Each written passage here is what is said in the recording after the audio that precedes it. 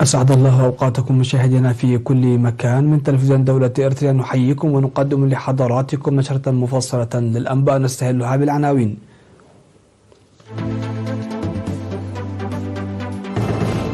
فخامة الرئيس سياس أفورقي يلتقي الرئيس الكيني ويليام روتو. عقد سيمينار صحي بمناسبة ذكرى فنقل.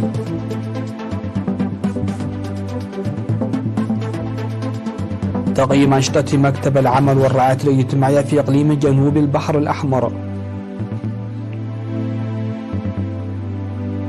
أكثر من 20,000 قتيل حصيلة ضحايا الزلزال في تركيا وسوريا.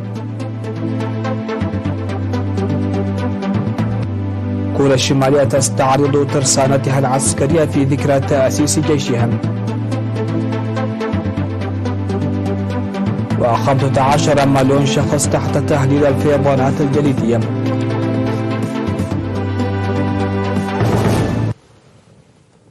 أهلا بكم إلى تفاصيل النشرة.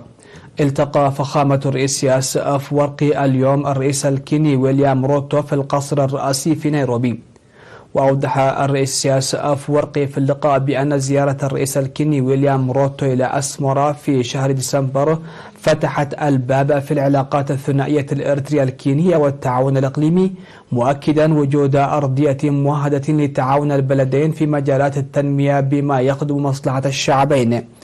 وذكر فخامة الرئيس سياس أفورقي أنه بموجب التفاهم الذي تم التوصل إليه مع الرئيس ويليام روتو فإن إريتريا ستجدد عضويتها التي كانت قد جمدتها في منظمة إيجاد الإقليمية وستعمل لتقوية المنظمة. وقال الرئيس الكيني ويليام روتو أن زيارة الرئيس سياس أفورقي تدفع بقوة في العلاقات الثنائية والتعاون الإقليمي، مثمنا مساهمة إريتريا والرئيس سياس أفورقي للسلام والاستقرار الإقليمي، موضحا بأن مساهمة إريتريا لبناء الجيش الصومالي تعتبر دعما كبيرا لكينيا والمنطقة. وأكد على عمل كينيا لتوطيد العلاقات التجارية والاستثمارية مع إريتريا، وستفتح سفارة لها في أسمرا والبدء في رحلات الطيران بين أسمرا ونيروبي وإلقاء تأشيرات الدخول بين البلدين من 9 فبراير. وصدر بيان صحفي مشترك عقب لقاء الرئيسين. وإلى جانب لقائه الرئيس الكيني التقى فخامة الرئيس سياس أفورقي بعدد من الوزراء في الحكومة الكينية. شارك في اللقاءات وزير الشؤون الخارجية السيد عثمان صالح ومستشار الرئيس السيد يماني جبرو. هذا وقام الرئيس ويليام روتو مأدبة غداء على شرف الرئيس سياس أفورقي والوفد المرافق له. وغرس الرئيسان الشتول في القصر الرئاسي تعبيرا عن الصداقة الإريترية الكينية. وزار الرئيس سياس أفورقي مشروع الطاقة المولدة من الرياح الذي يبعد عن نيروبي مسافة 150 كيلومترا.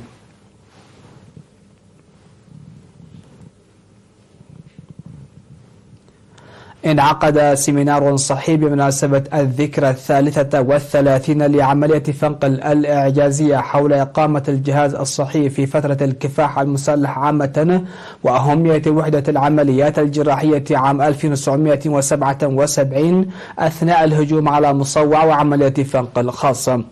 وأوضح الدكتور تخستي فقادو في السيمينار الذي حضره حاكم إقليم شمال البحر الأحمر السيدة أسمرة أبراهام وسكرتير الجبهة الشعبية للديمقراطية والعدالة في الإقليم السيد رزان أدوناي أن الجهاز الطبي بدأ بمقدرات محددة من تأسيس قوات التحرير الشعبية وتخطى مراحل صعبة للوصول إلى المستوى الذي بلغه، وقد ارتفع عدد المهنيين الصحيين يتدفق بتدفق الشباب إلى الساحة الإريترية. وقال أن الوحدة الطبية خلال الهجوم لتحرير مصوع عام 1977 عملت في ظروف صعبة بقدرات أجهزة طبية محدودة وتحديات الأوضاع المناخية، وأن عملية فنقل ليست كعام 1977 حيث تقوت الجبهة الشعبية لتحرير إريتريا في كل الجوانب وتطور القطاع الصحي ووحدة العمليات الجراحية بالمهنيين والمعدات الطبية. وذكر أن الجهاز الطبي بدأ بقدرات محدودة مع انطلاق الثورة الإريترية، وخاصة فأن التطور الحالي هو نتاج وحدة العمليات الجراحية وتجربتها المتراكمة، ويجب على الشباب التعرف على هذه التحديات التي مرت ونقلها للأجيال وتوثيقها. في غضون ذلك نظمت أنشطة ترفيهية لطلاب المرحلة الابتدائية في مصوع ومسابقات المعلومات العامة لطلاب المرحلة الثانوية، وبرامج حوارية وشعرية وأدبية بين المعلمين، وتقديم الجوائز للفائزين. وسيبدأ البرنامج الرسمي للذكرى 33 لعملة فنقل في 10 فبراير بسباق نصف الماراثون ومعرض وبرامج أخرى.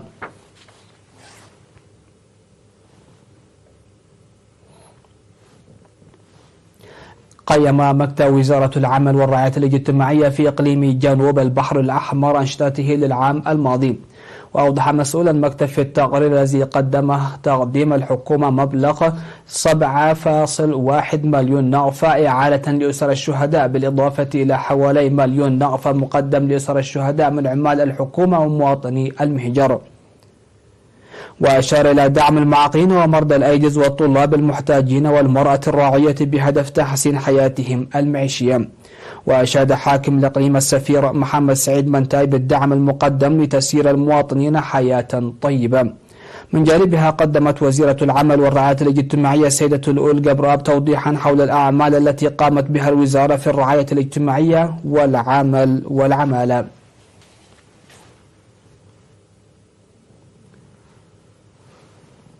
قدم مركز الأبحاث الزراعية في غردات البذور المحسنة لمنمي البساتين بهدف رفع إنتاج الخضروات والفواكه كما ونوعا.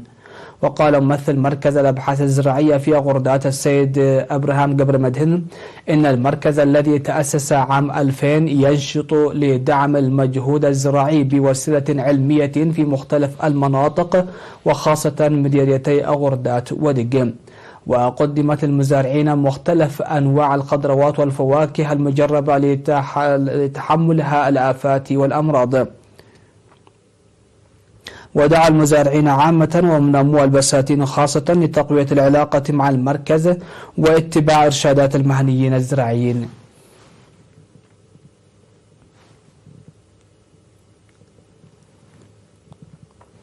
عقد فرع التعليم في مديرية عرزة اجتماعا لتقييم أنشطته في الفترة الأولى من العام الدراسي 2022 و2023. وأوضح التقرير المقدم في اللقاء بأن المدارس في المديرية من رياض الأطفال وحتى تعليم الكبار تضم 25,712 طالبا، بينهم 10,947 طالبا، وسجلوا نقاط نجاح بلغت في المرحلة الابتدائية 95%، وفي المتوسط 85.9%، و83.4% في الثانوية. وأشار مسؤول التعليم في المديرية الأستاذ صفاهي ولد قرقيس إلى وضع برنامج يسهم في مساعدة لطلاب الصف السادس الضعفاء، إضافة إلى المساعدات المقدمة لطلاب الصفين الثامن وال11، وارتقاء مدرسة عد وسخ إلى المرحلة المتوسطة، وافتتاح روضة أطفال في ضاحية غازا دنقور، إضافة إلى افتتاح مؤسسة أكاديمية تقدم التعليم لمرضى التوحد والصم والأطفال في مايدمة، داعيا الآباء والمعلمين والجهات المعنية لضرورة العمل الجاد بهدف رفع كفاءة الطلاب الأكاديمية. وذكر مسؤول التعليم في الإقليم الجنوبي الأستاذ هبتزقي كيداني انخفاض نسبة نجاح طلاب المرحلة الثانوية مقارنة بالعام الماضي، مناشدا المدارس ومديري المدارس والمعلمين لتقديم الدعم اللازم لطلاب المرحلة الابتدائية بالتنسيق مع الآباء. وأوضح مدير مديرية عرزة السيد رؤسام كفلون بأن المواطنين يقدمون الدعم العيني للمعلمين، إضافة إلى تسخير طاقاتهم وأموالهم لبناء فصول دراسية إضافية، داعيا المعلمين ومديري المدارس والجهات المعنية العمل بالتنسيق مع الإدارات لإحداث نقلة نوعية في التعليم الأكاديمي. ودعا المشاركون لمنح اهتمام أكبر لمسألة قلة المعلمين في المدارس قبل النظامية، وإيجاد حلول لقلة المقاعد الدراسية وغيرها من الآراء. حقق منتخبنا الوطني للدراجات المشارك في بطولة إفريقيا المنظمة في أكرا الغانية انتصارا رياضيا في سباق الفردي ضد الساعة. وجاء الدراج الإريتري هينوك مولوبرهان ثالثا ليفوز بالميدالية البرونزية، والدراج أخليل عرفيني ثانيا في سباق تحت سن 23 للفردي ليفوز بالميدالية الفضية. وفي سباق ضد الساعة الفردي الممتد لمسافة 36 كيلومترا أحرز المركز الأول الدراج اليوغندي شارلس كاجيمي، ومويز موغيش الرواندي ثانيا. وكان منتخبنا الوطني للدراجات قد احتل المركز الثاني ليفوز بالميدالية الفضية.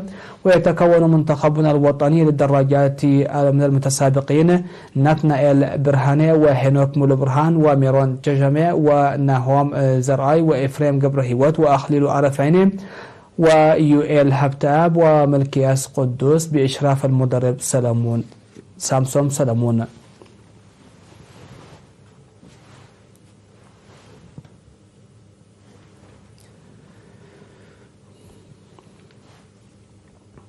مشاهدينا فاصل من ثم نعود لنتابع الأنباء على الصعيد العالمي.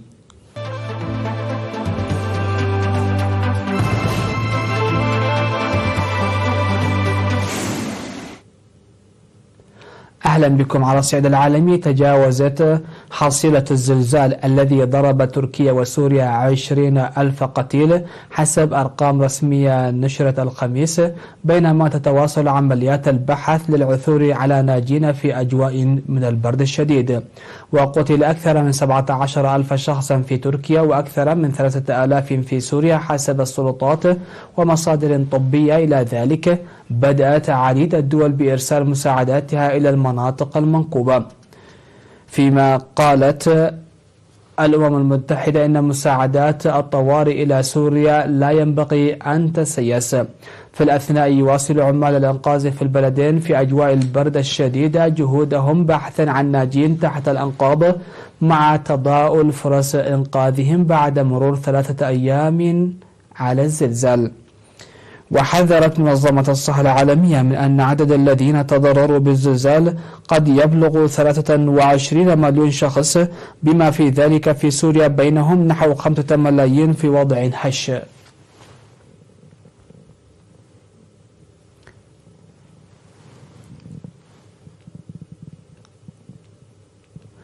ذكرت وكالة الأنباء المركزية الكورية أن كوريا الشمالية عرضت صاروخا باليستيا عابرا للقارات وأسلحة أخرى في غرض عسكري بالليل، ووصفته بأنه استعراض لأكبر قدرة هجوم نووي تملكه البلاد.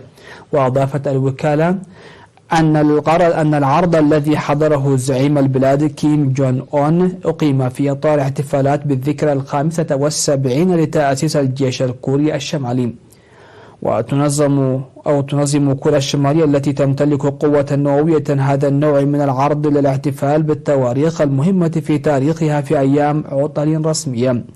وذكرت وكالة الأنباء الرسمية أن العرض شمل وحدة عمليات نووية تكتيكية مؤلفة من جنود وصواريخ مزودة بقدرات كبيرة للردع والهجوم المضاد. وأوضحت أن بين الصواريخ التي عرضت أحدث جيل من الصواريخ البالستية الكورية الشمالية العابرة للقارات، وهذا رابع عرض عسكري ينظم في بيونغ يانغ في السنوات الأخيرة، ويأتي بعد إعلان كوريا الشمالية أنها تريد توسيع وتكثيف مناوراتها العسكرية لضمان جاهزيتها في حالة الحرب.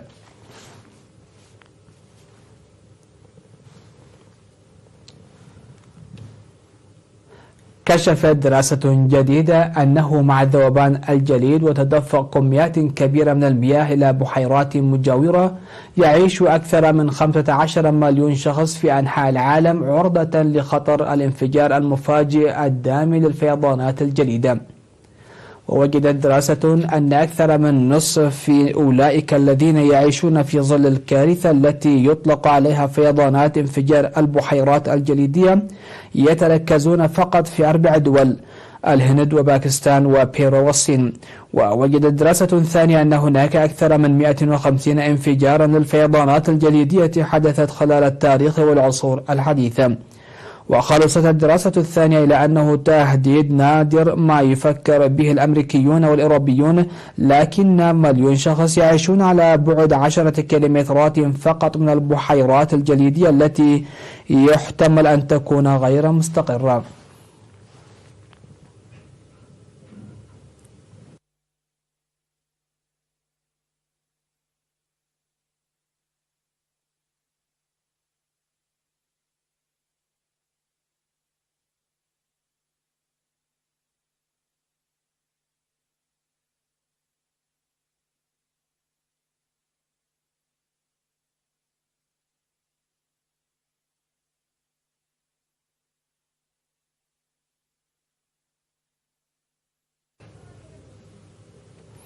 الخبر الأخير في هذه النشرة: قام المئات من المزارعين في فرنسا بالتوافد إلى العاصمة باريس بالجرارات وأدوات الزراعة للتظاهر ضد القيود المفروضة على استخدام المبيدات والقرارات الحكومية التي تؤثر على إنتاجهم. وقد قالت نقابة المزارعين في فرنسا إن هناك حوالي 500 جرار وأكثر من 2000 مزارع قاموا بالتوجه إلى باريس والتظاهر. وتأتي تظاهرات المزارعين في فرنسا اعتراضا على قرارات الحكومة الفرنسية التي تم إقرارها في 26 من يناير الماضي، والتي منعت مبيدات في زراعة الشمندر السكري بعد قرار من محكمة العدل التابعة للاتحاد الأوروبي يعتبر أي إعفاء غير قانوني. وفي الأشهر الأخيرة ازدادت شكاوى قطاع الزراعة في فرنسا جراء أزمات مختلفة، حيث قام المزارعون بالتظاهر في أنحاء البلاد للاعتراض بزيادة تكاليف إنتاجهم بسبب ارتفاع أسعار الطاقة، وكذلك للمطالبة بتخزين مياه لري محاصيلهم.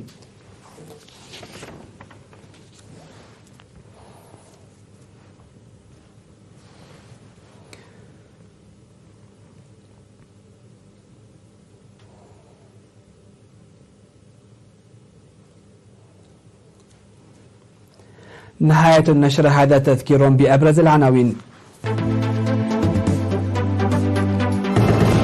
فخامة رئيس السياسة أفورقي يلتقي الرئيس الكيني ويليام روتو.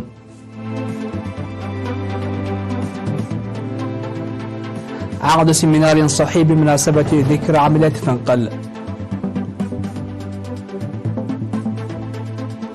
تقييم أنشطة مكتب العمل والرعاية الاجتماعية في إقليم جنوب البحر الأحمر. أكثر من 20,000 قتيل حصيلة الضحايا الزلزال في تركيا وسوريا. كوريا الشمالية تستعرض ترسانتها العسكرية في ذكرى تأسيس جيشها. و15 مليون شخص تحت تهديد الفيضانات الجليدية.